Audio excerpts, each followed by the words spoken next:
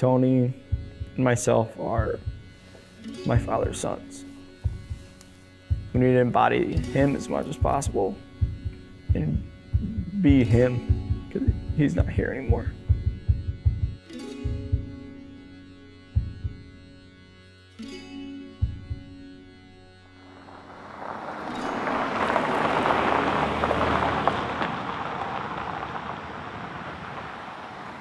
To me, it was the best thing I ever could do, is introduce them to this. You know, from the time the boys could aim a gun, they've been hunting. Both boys, you know, been in the woods, you know, since they could.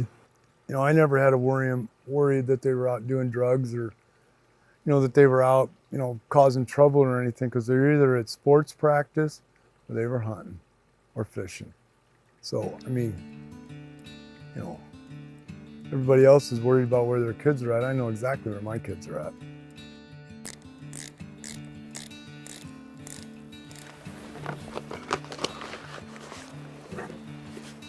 Fishing was definitely one of the first things I was able to do with my dad.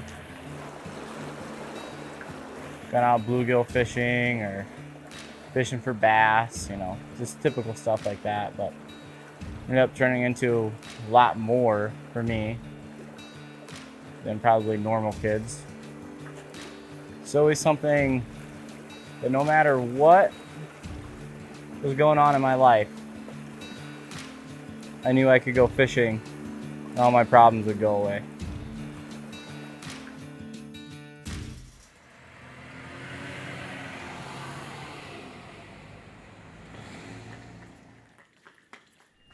I had terminal cancer. You know, I could have saved all of this problem if I'd have just went in sooner.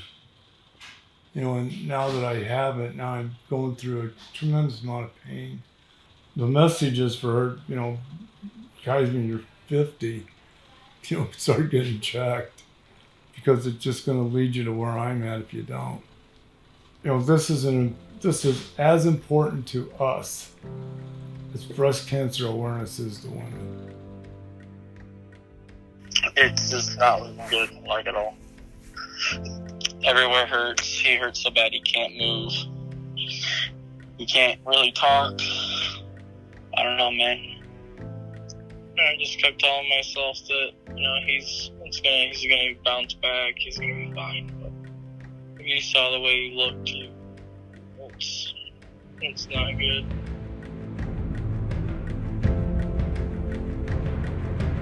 Yeah, he fought incredibly hard from day one until the last day, and that's how he was his entire life. I love him more than anything on the planet. I don't think I could be more proud of him. It's been an absolute joy to have him as my son.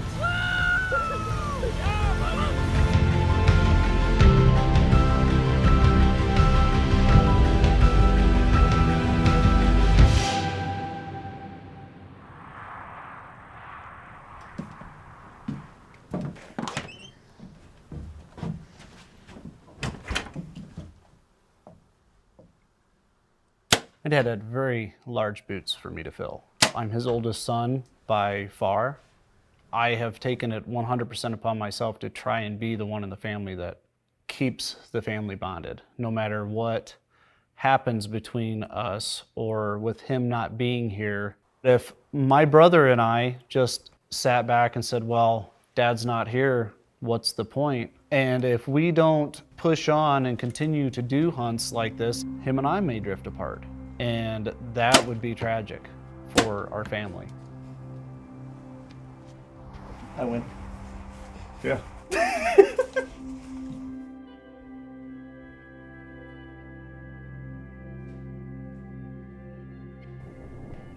I was with my brother when he shot his first deer. It was me and him in a stand together. And from then on, it was me and him in the woods. And he would follow me around, and even when way younger, you know, he had a little longbow and an arrow, and he'd follow me around the woods, you know, and shooting stumps or whatever. That big bull we saw was coming. He was coming this way. For us, the importance of the outdoors and learning together and hiking together and traveling the country and finding new places to hunt, you know, like Montana. This is why I'm here, because this is how we bonded and became a stronger unit. And every family needs something like that, not necessarily hunting or fishing or camping, but without something like that to draw your unit together, families drift apart.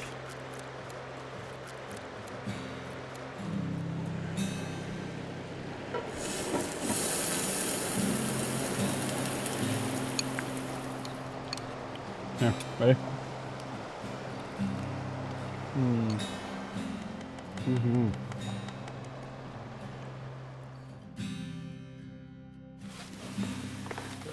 Felky. Yeah. That's a 103 pounder. Hicky's dad. Yeah, first hand No. Cut no milk.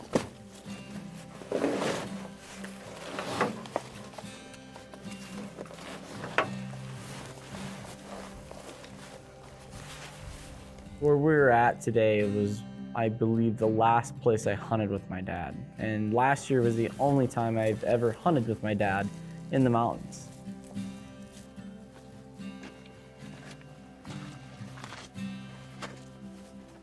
You know, getting off of work last year, it was pretty hard. It just came up last minute. You know, to me, could have been my dad's last chance, but in the back of my mind, you know, there's no. Always gonna have next fall, be with him. You know, after him passing away, that realization of that really was the last chance. It's really emotional. Just kind of being there at the last spot we were at. Brings a lot to my heart. I'm pretty sure that's the only tree stand Dad ever sat in Montana.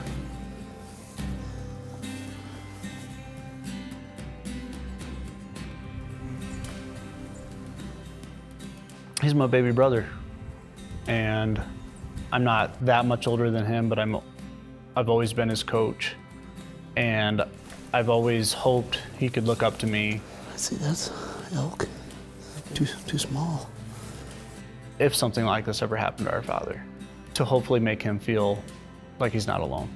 Get parallel to that wall so he can get a range on you. Yeah.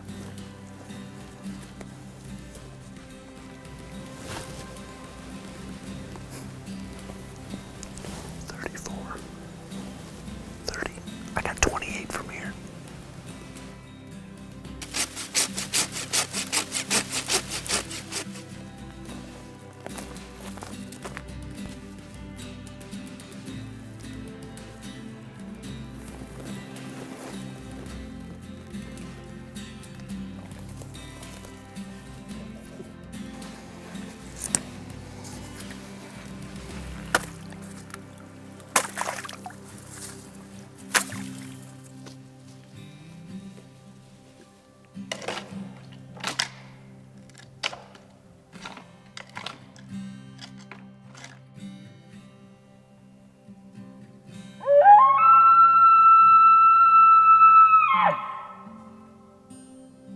Life isn't the same without Dad, and it's not going to be the same. It's going to be much more difficult. Love you, Dad. But like my father, I want to strive and be the best that I can be. And hopefully I can look back and tell myself that I've done a good job.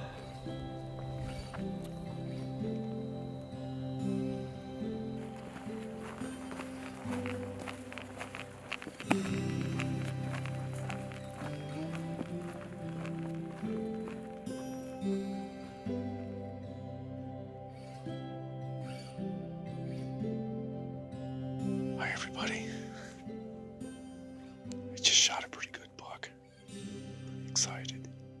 Can't see my arrow yet, but I think I hit him good. This has been the greatest deer hunt of my life. It's been so exciting. I can't tell you how excited I am. and how happy I am that I have the friends that I have, and the kids that I got, and everything. Even though I got this cancer thing going on, I got so many people that are behind me that I've had a great life. I got great friends, great family. I can't tell you how happy I am just for everything that I've got. I want to thank God and everybody. No matter what happens from this point on, my life's been good. I'd like to thank all you people that have done it for me. Love you all.